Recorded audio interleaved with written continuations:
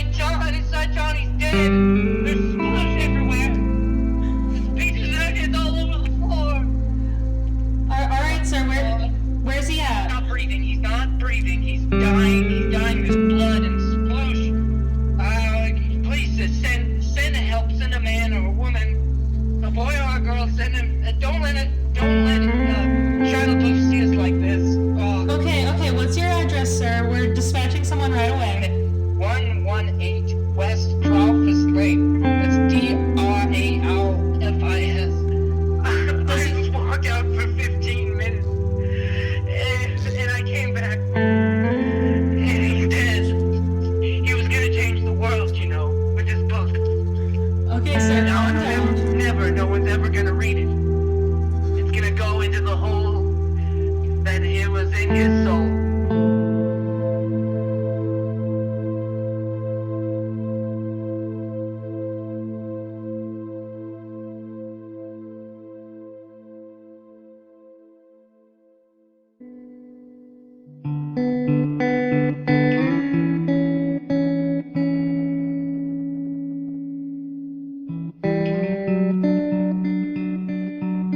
Go for it. Star Wars. This is an original promo poster. I 1980, maybe 79, because it's promo, so it's before the movie came out.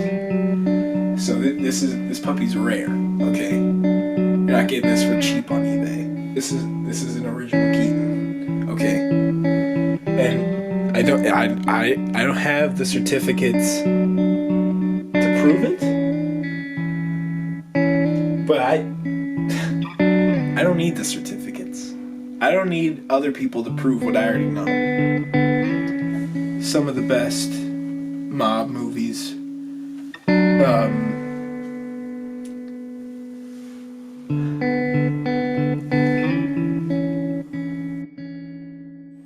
hello, my name is Terry Torrance. I work here at the Film History of Toronto. I'm a film historian, and someone called me a holes historian. Specifically, I'm a holes historian. I love Holes. I think it's one of the best films ever made.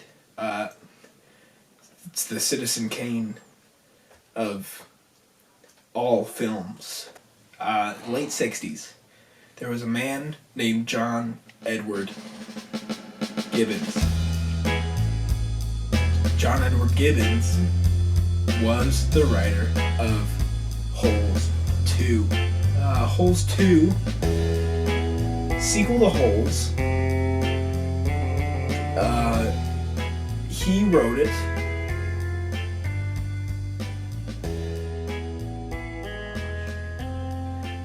Hello, my name is T. I'm a writer for Bare Knuckle Beast magazine. I know everything there is to know about John.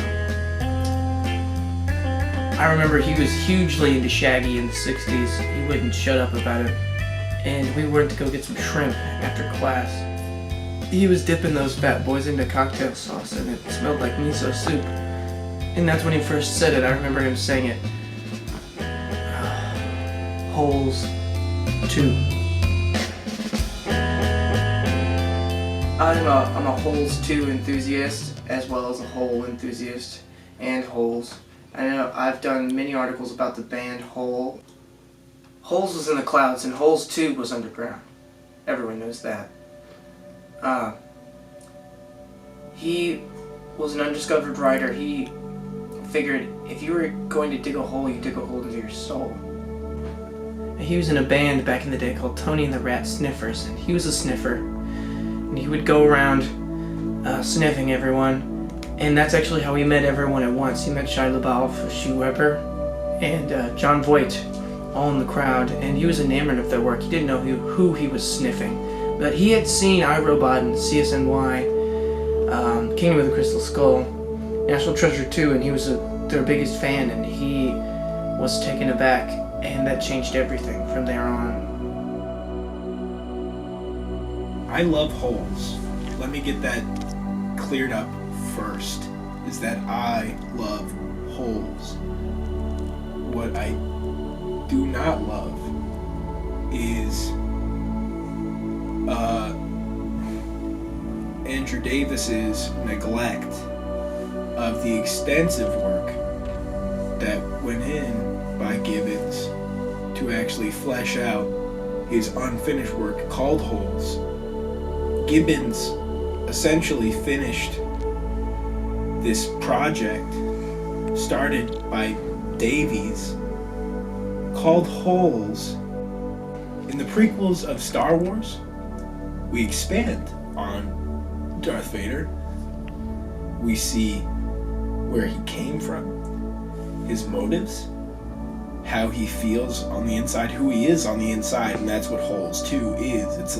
It's this epic expanded story of this, what was begun on Holes, and now he finished it with Holes 2. It's Holes 2.0. It's a whole new Holes. You don't even, you read it and you're like, I never even thought of that. I got back in contact with him after Shrimp College, and he reached out to me in a letter. It was a very dirty letter, and I had to go see him. I found him lying on the floor of a laundromat, and I was there for my friend. He paid me to scrub him down. I scrubbed him every day.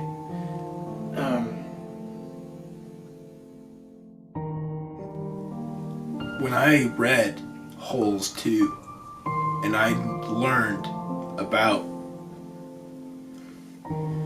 what John Edward Gibbons had to go through to get his film made, to get his film done, I was like,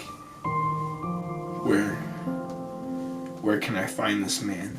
And I want to give him a hug and a kiss, and I want to shake his hand. I want to find that man. I want to look him in the eye, because what he's done for me and for you when he made Holes 2, he didn't even have to film it. Could you imagine what if you just read Citizen Kane? If you just read Star Wars? It'd be a boring sack of shit if it wasn't filmed.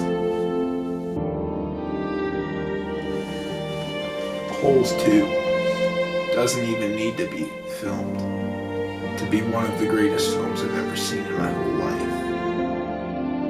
And it takes a hole to make a hole.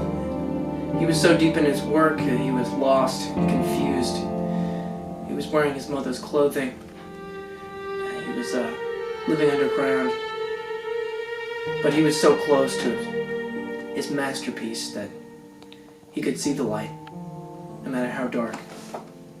I mean, once you dug a hole, could there be 2, 3, 4, 6 holes? There could be many holes. That's what he was trying to accomplish. To think about his legacy, and the legacy he took the film industry into the hands of the people.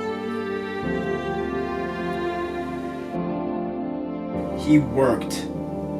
He didn't just he didn't just dig. He dug to the bottom to find. It was like the heart of darkness. He goes all in.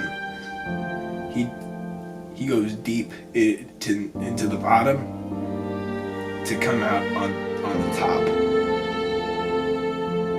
To come out with Holes 2.